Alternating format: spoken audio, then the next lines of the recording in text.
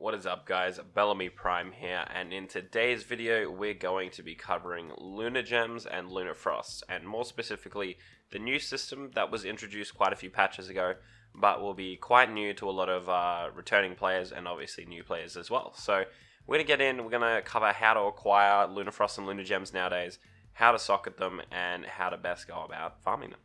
So before we get into the video and show you guys the juice, I just want to tell you guys that the old Lunar Gem system that maybe you guys don't remember too fondly, the one that was very heavily RNG based, is completely gone. The new system is 100% not RNG at all. There is no RNG involved whatsoever. It is purely just straight up more difficult to acquire the gems, but once you have them, you can socket them 100%. So it is, I can't stress enough how much better this is.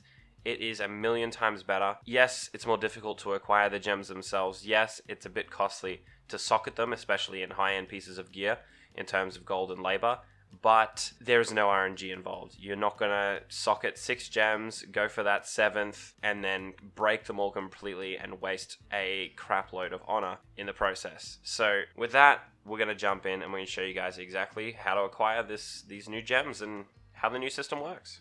Okay, so before we get into the bulk of the video, which will be the Lunar Gem stuff, we're going to talk about lunafrosts, which are basically archeage's word for enchantments on your gear. This is things like the decreased received damage on chest piece. If you've been looking at builds, you'll see this kind of stuff, like melee crit damage enchants on your gloves, the skill damage enchantments on your weapons and things like that.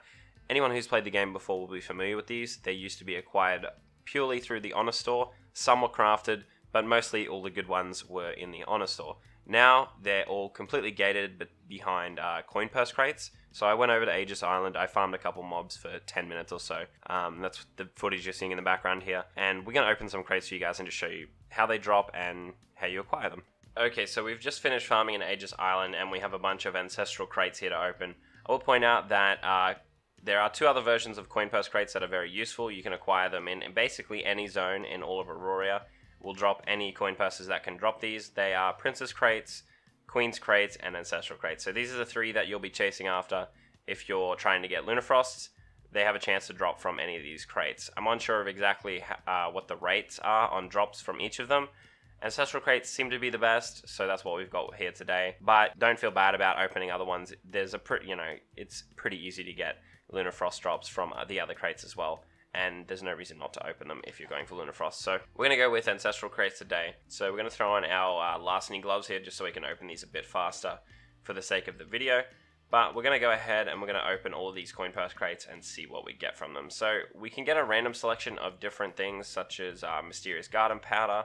This is where you acquire tempers here, so we can see we got a weapon temper there. But you'll see these unsealed lunafrosts starting to appear in my inventory. This is the new way to acquire lunafrosts. Essentially, when you're opening any of these crates, they have a chance to drop, and they will come in the form of sealed lunafrosts. There are sealed honor bolts and sealed flawless lunafrosts. The purple version, which is the good version of the sealed honor bolt, are some of the ones that you'll be chasing for most of your gear.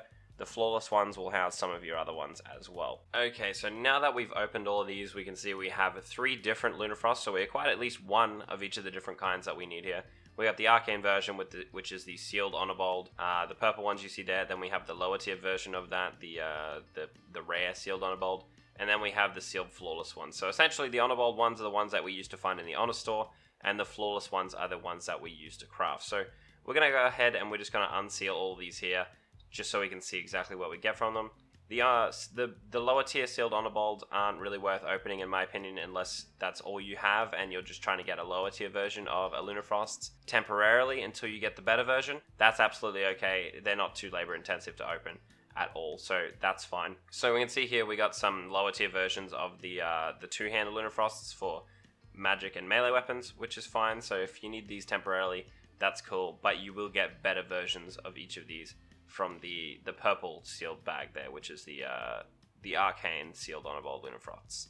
Alright, so we're going to go ahead and open the flawless lunafrost now and see exactly what we get. Like I said, these are the ones that used to be crafted, so there are a few different lunafrosts from this that we'll be chasing. We can see we got some swim seed ones, a lot of like flat like magic and melee attack ones that aren't exactly useful at all, in my opinion. Out of all of these, we only got one that's potentially useful, which is the range critical rate lunafrost, the blue one you see there. It's okay. More often than not, though, people will use the range critical damage that goes in this slot. But from these pieces, we could have acquired a lunafrost such as the intuitive lunafrost for your headpiece, which gives you 20% stealth detection. Could have also acquired lunafrost such as the 270 flat fizz defense lunafrost that goes on shields, for example. So there are reasons to open these flawless ones. There are some niche lunafrosts that you can acquire from these ones specifically that are very useful in a lot of builds. Okay, so we're going to go ahead and open the big dog sealed on-a-bold lunafrost and see what we get. So we got a casting delay when hit lunafrost, which is absolutely trash. No one uses this. It's terrible. We also got a healing 2.0, and we also got a magic 2.0. So these are the best in slot lunafrost for your one-hand weapons for healers and mages, so that's quite good.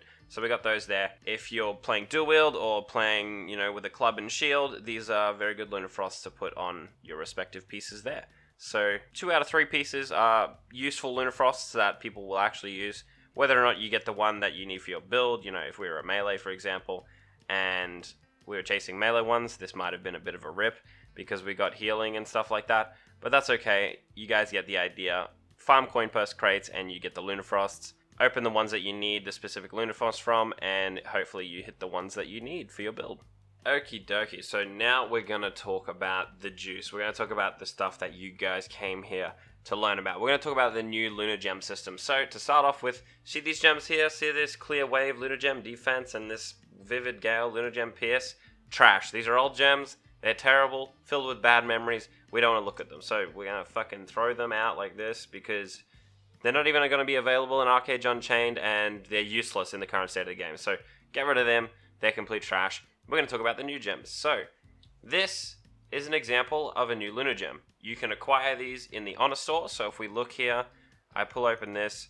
On page 2, we can see here we have Fire Glow Lunar Gem, Wave Glow, Earth Glow, Copper Glow, and Gale Glow. So these are our 5 new variants, 5 of our 6 new variants of Lunar Gems. These are tier 1 versions, and essentially the difference between the different types is just what kind of Lunar Gems they can be unsealed into and what slots they fit into. So, for example, we'll show you guys a Fire Glow Lunar Gem here.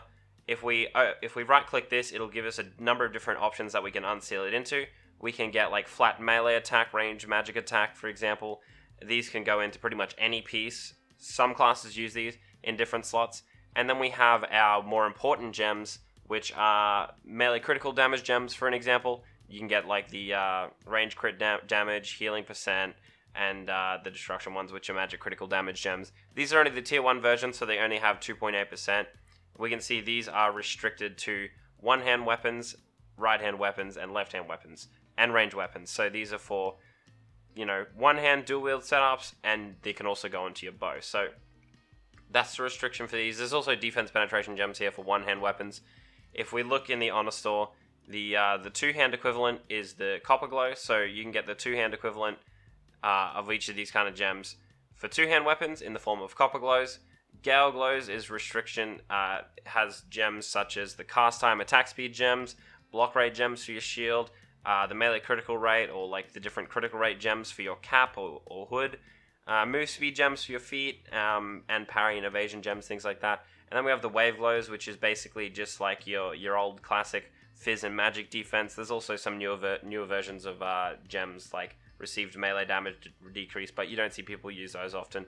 And there's also max health gems, which are really good for putting in shields these days. Then we have our Earth Glows, which are our toughness and resilience. It's also focus, so if you're planning on putting focus in your fists as a melee or something like that, focus is good too.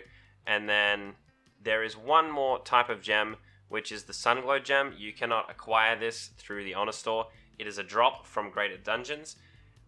We can unseal this into basically the weird auxiliary different gems. So for example, the Triple Slash increased damage gems, We have like the Frigitrax gems, Rapid Strike gems, the Blazing Arrow gems for archery, Fervent Healing gems, etc. And there are one bigger step up in Lunar Gems, which are dropped from world bosses. Those are the really expensive gems, such as the trip duration gem, trip reduction gems, and different things like that. Ones that increase your trip damage dealt, so your trip duration dealt, and different gems that reduce the amount of duration of CC and things on you. Those are pretty difficult to acquire. We're not going to talk about them in today's video. We're just going to talk about the 6 base gems and how you're going to go about acquiring them and upgrading them. So 5 out of the 6 are going to be bought straight with honor. That's the only way to acquire them. There are a few select achievements in the game that can give you them, but we're not going to talk about those because for the most part that's not how you're going to be getting them. So you buy them with honor. They're 7,000 each, and the Sunglow Lunar Gems have a chance to drop from bosses in any greater tier dungeons. So they can drop from the final boss in like GHA is some of the earliest places they can drop. They can also drop in like Missong Summit against any of the bosses there. They can drop in the Abyssal Library dungeon. They can drop in Serpentis against the final boss and things like that. So that's where the majority of people will be acquiring Sunglow Lunar Gems for things like their Frigitrax and Fervent Healing gems. So that's really good. So these are tier 1 gems, these two here. I have the Fire Glow, which is one from an Honor Store, and a Sun Glow. There are 2 ways to upgrade these nowadays. So there are 2 different paths. One is crafting, one is tempering. We'll get into that in a moment. We'll show you guys really quickly how socketing actually functions in the current version of the game. So if we unseal this Fireglow Lunar Gem here into, let's say, let's do a melee critical damage gem. So we unseal that, we get our melee critical damage gem, and we're able to then seal this into any one-hand or range weapon, okay? So I have random one-hand weapons here. So, for example, we have this random tier 2 Hiram Guardian Short Spear. We can see that if I wanted to socket this single gem in, it's going to cost me almost 12 gold and 500 labor to perform the action. So that's pretty good, right? Pretty cheap. But the higher tier the weapon is, the more this is going to cost. So if I pull off my offhand here, it has no gems in it currently. And you can see it's an epic tier 3, so it's slightly higher. It's going to cost 14 gold, right? So that's not much more, but if you're trying to socket into a piece that has gems in it already, this is a pretty poor example because it's got old gems in it, but this will be a good example for you guys. If I was to try and socket this into the last slot on my old Frozen Anguish here, it's going to cost me 300 gold and 500 labor still to socket this in. So essentially, the way it works is the further into the weapon you are with your gem, so it's going to get more expensive. So the first one, second one, it's going to get more expensive. Third's going to be more. Fourth's going to be more expensive. The 5th, 6th, and 7th. So the further in, it's going to cost more and more gold. It is completely RNG free. So this is the trade-off. It costs more gold, quite a bit of labor to socket them, but it is completely RNG free. You're not going to break gems. You're not going to lose gems. It's amazing. It's really good. It sounds like, you know, that's a lot of gold, but trust me, it's amazing. So that's how that works. The gold cost scales off of the grade and the tier of the weapon, as well as the grade and the tier of the gem itself. So, as an example, we have a tier 3 Earthglow Lunar Gem right here. Unfortunately, I can't shove it into any one of my my actual pieces that it belongs in, so we'll have to use just a random lower tier piece here. But do we have? We have just Dawn Drop pieces. So, if I was to unseal this into a Resilience piece, a Resilience gem, and attempt to socket this into the breaches. It's chest and feet. I should have done toughness ones. What am I thinking? Of course I know. Completely spaced out there. We're just gonna buy. We're just gonna buy some Dawn's Drop chest piece just to show you guys. So if I went to socket this into the chest piece, it's gonna cost me 6 gold. If the chest piece was way better, it will cost me probably 20 to 50 gold, somewhere along those lines. And the more I get into it, the more it's gonna cost me. So again, the gold cost scales off of the quality of the gem and the quality of the piece. So this is a really low level piece. It's not going to cost too much. But to give you guys an idea, socketing the last gem into my tier 3 Hiram epic chest piece here cost me probably around 2k gold. No, actually it would have been about 1k gold for this piece specifically. And, you know, socketing the last piece on a mythic Erenor Short Spear, the last socket on that would have cost around 2k gold. So it does get quite expensive, but it is completely RNG free. So if you're willing to put in the work to acquire the gems, make the gems, and socket the gems, you're going to be rewarded, because you're not going to get super bad luck and break gems constantly, waste honor, waste time and effort. So that's really, really good. Now, we're going to talk about how to actually upgrade each of these pieces and the 2 different upgrade routes and the pros and cons of each of those. Okay, so the first upgrade route is what we're going to refer to as the crafted route, simply because it's crafted and it's pretty straightforward, pretty easy to figure out. So we're going to use our Sunglow Lunar Gem as our example here. If we wanted to upgrade this, there are 2 higher tiers for us to upgrade to.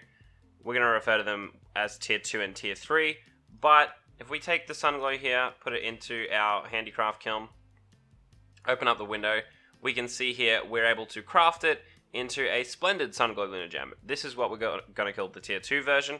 It will cost us 250 labor, it'll consume the tier 1, it'll cost 20 superior glow lunarite, and 10 sturdy ingots, and then we will acquire the splendid Sunglow Lunar Gem. We can then craft the splendid into a glorious, which is our tier 3. It will cost us 50 superior glow lunarites and 30 sturdy ingots. So this tier 3, as a result, will be the best version of the gems themselves. You can't get any better version of the gem. The upgrade route that we're going to talk about after this, the final version of that is slightly worse than this version here, the tier 3 crafted version.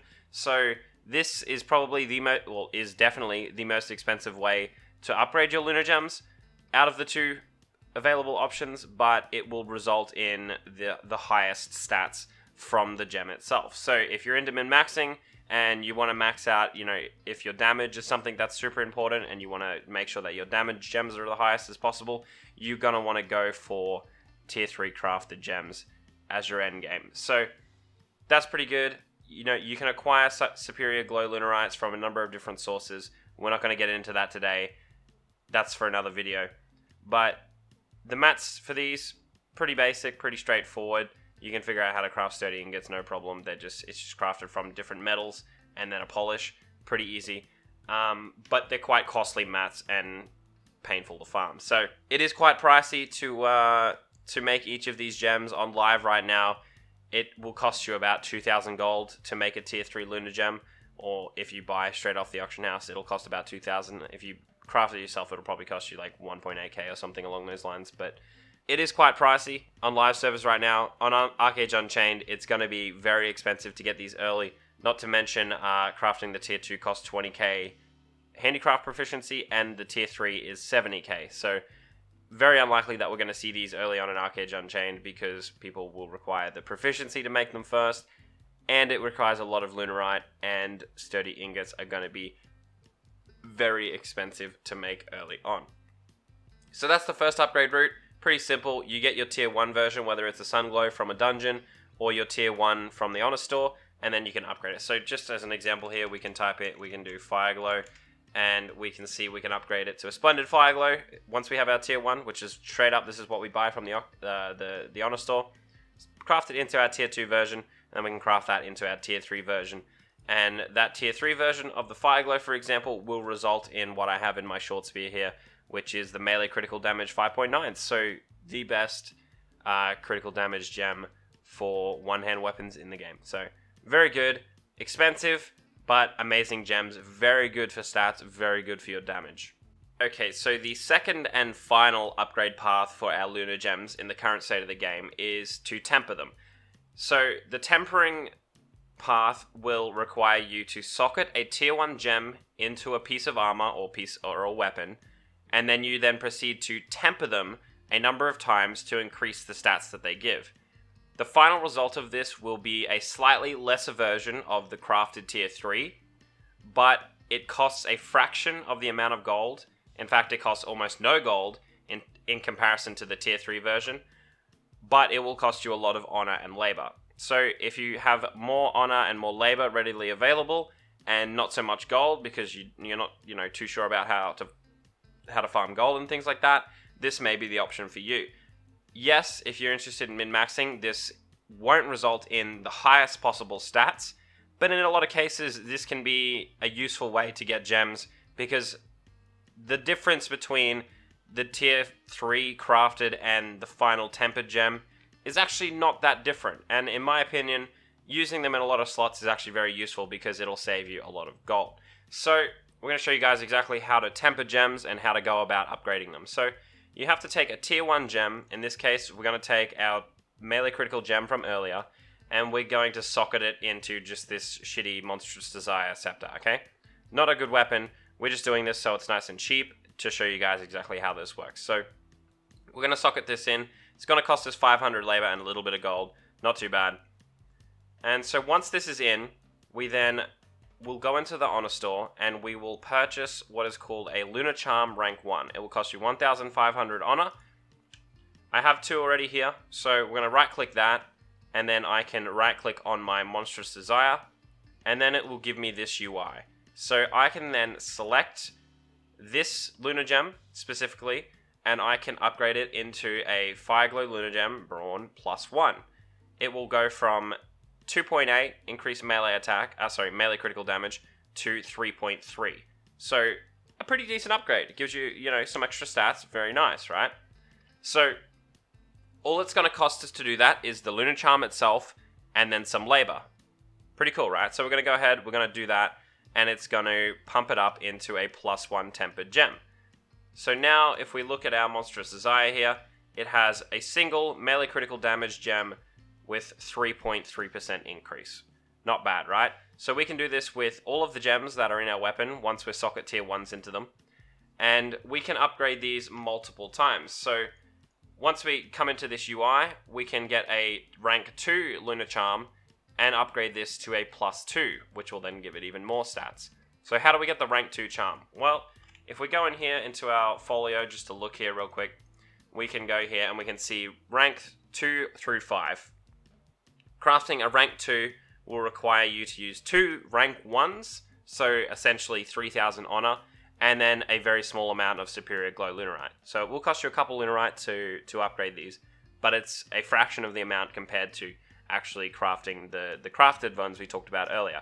The same deal as with tier 3. To go to +3, you'll require 3 lunar charms and then 5 lunarites. 4 will require you 4 and 10 lunarites, and 5 requires 6 because for some reason they were just like, yeah, no, 5's not enough, let's just go 6. So it'll cost you a fair bit of honor, a little bit of superior glow lunarites, but it is very cheap in comparison.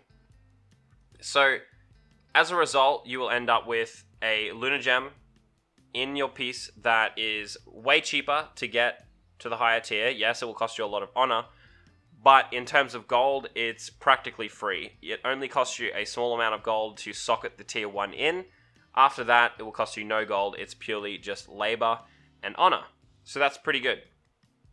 There is a catch. These gems cannot be salvaged. So, as an example, let's see. As an example, say do we have any pieces that we can socket this triple slash into? I don't believe we do. Okay, let's do this. Okay, so there is an item in the game called a Mournstone. You can acquire this via honor in the honor store here. It reads, extracts a specific socketed lunar gem so that it can be used again. So, as an example, I could take my short spear here, take a Mournstone, put the short spear in the window, and I could extract this melee critical damage gem, pull it out of the weapon, and then use it again on another weapon, or seal it and turn it into a different kind of gem. Say I wanted to switch them to defense penetration or something like that. I could do that. And I could completely regem this with different kinds of gems, or move the gems into a different piece, whatever I wanted to do. That'll cost gold, but you can do it. And removing the gems will keep them. However, if you attempt to use this on a tempered gem, say for example I wanted to extract the tempered version, it will say this selected lunar gem will be destroyed if removed. So you cannot remove it using a Mournstone, it will destroy it. That's the catch. You can socket these tempered gems in, but if you come to a point where you want to remove them, or for whatever reason you want to change or whatever, you cannot remove them and salvage them and put them into another piece of gear, or, re-roll them to something else.